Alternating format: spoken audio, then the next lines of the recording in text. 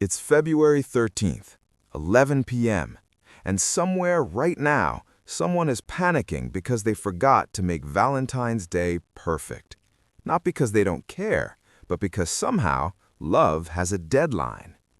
If you've ever felt that sudden pressure the week before Valentine's Day, the quiet dread that you're supposed to orchestrate something grand, something Instagram-worthy, something that proves what you already know, you're not overthinking it. You're responding to something real. Because Valentine's Day isn't just a holiday anymore. It's a test, and you didn't sign up for it. Think about it. For 364 days a year, your relationship exists without red roses and prefix menus. You laugh, you argue, you fall asleep on the couch together. You remember their coffee order. You let them have the last bite.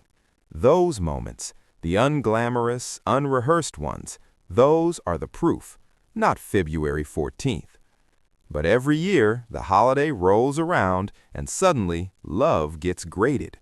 Restaurants triple their prices, social media floods with staged photos of champagne and chocolate-covered strawberries, and if you're not participating, if you're not posting, if you're not performing, people start to wonder, are you okay? Are they okay? Is something wrong? Nothing's wrong. You're just not playing the game. Here's what nobody tells you. The people who don't make a big deal out of Valentine's Day aren't cold. They're not unromantic. They're not missing some emotional gene. They've just figured something out that the rest of the world is still pretending not to notice. They've realized that love doesn't need a deadline. Because here's the uncomfortable truth. Valentine's Day isn't designed to celebrate love. It's designed to test it. It's a stress test disguised as a holiday. And the pressure? It's not coming from your partner. It's coming from a culture that turned intimacy into a spectator sport. Psychologists call this prescribed behavior, when you're told how to express something personal and suddenly it stops feeling personal. When love becomes obligation, it loses its meaning. The gesture might look the same from the outside, a bouquet, a card, a candlelit dinner, but the intention behind it shifts. You're not doing it because you want to. You're doing it because you're supposed to. And your nervous system knows the difference. That's why some people feel anxious leading up to Valentine's Day, even when their relationship is fine. It's not about love, it's about expectation. The holiday creates a narrative. If you love someone, you prove it this way, on this day, in front of everyone. And if you don't, well, maybe you don't love them enough. But love doesn't work like that. Real connection isn't built in grand gestures. It's built in repetition, in small, consistent acts of attention. Relationship maintenance theory backs this up. The couples who last aren't the ones who go all out once a year. They're the ones who show up every day, in quiet, unremarkable ways. So when someone doesn't make a big deal out of Valentine's Day, it's not indifference, it's clarity. Let's zoom out for a second. Because this isn't just about couples, it's about everyone. If you're single on Valentine's Day, the culture doesn't just ignore you, it excludes you. Restaurants offer romantic couple specials. Stores flood with heart-shaped everything. Social media becomes a highlight reel of love you're not part of. And the message, whether intended or not, is clear. Today is for people who have someone. If you don't, sit this one out. So couples feel pressure to perform. Singles feel pressure to disappear, and both groups are responding to the same thing, manufactured expectation. This is where social comparison theory kicks in. You're not just experiencing your own relationship, or lack thereof, you're measuring it against everyone else's curated version. You see the photos, the captions, the perfectly arranged flowers, and your brain whispers, is that what love is supposed to look like? Spoiler, it's not. What you're seeing isn't intimacy, it's symbolic self-completion, a psychological concept where people engage in showy behavior to compensate for internal doubt. In other words, the bigger the gesture, the louder the insecurity. When someone feels uncertain about their relationship, they're more likely to post about it, to prove it, to perform it. The couples who feel secure, they're probably at home in sweatpants, sharing takeout, not thinking about Instagram. But here's the trap. Even if you know this intellectually, your nervous system doesn't care.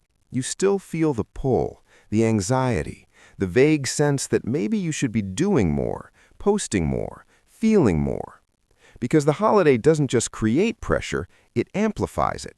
It takes whatever insecurity was already there and puts it under a spotlight. And the people who don't participate? They're not immune to the noise, they just refuse to internalize it. They've made a quiet decision. I'm not going to let a calendar date dictate how I express care. I'm not going to reduce love to a single day of performance, and I'm not going to feel guilty about it. That takes confidence, not arrogance, not apathy, confidence. The kind that says, my relationship doesn't need external validation. My love doesn't need to be witnessed to be real.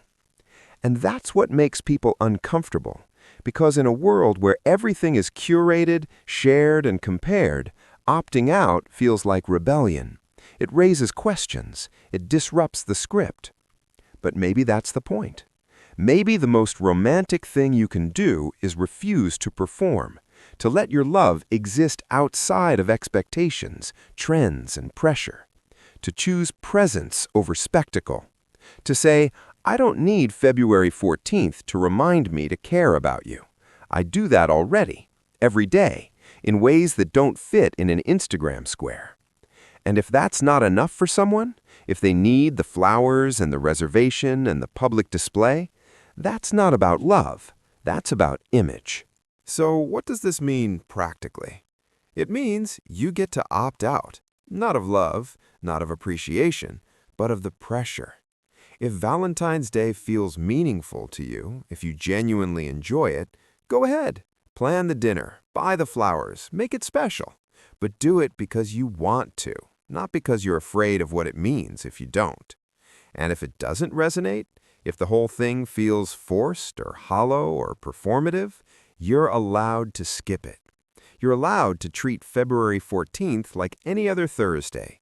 You're allowed to show love the way you always do, quietly, consistently, without fanfare. Because here's the truth that no greeting card will tell you. The strength of a relationship isn't measured by how it looks on Valentine's Day. It's measured by how it feels on a random Tuesday, when no one's watching, when there's no occasion, when love is just present. That's the version that lasts. The couples who thrive aren't the ones who go big once a year. They're the ones who notice, who listen, who remember, who show up not because it's expected, but because they care. And that doesn't require a reservation or a dozen roses. It requires attention, consistency, presence. So if you're someone who doesn't make a big deal out of Valentine's Day, you're not broken. You're not cold. You're not missing anything. You've just refused to confuse love with spectacle. And honestly, that's rare. In a culture that turns everything into content, that monetizes intimacy, that teaches us to perform our emotions instead of feel them, choosing not to participate is an act of resistance. It's a reclaiming of something private and sacred. It's saying, my love doesn't need an audience. So here's the reframe. Valentine's Day isn't a test. It's not proof. It's not a requirement. It's just a day.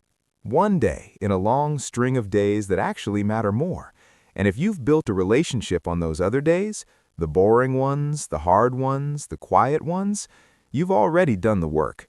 You don't owe anyone a performance.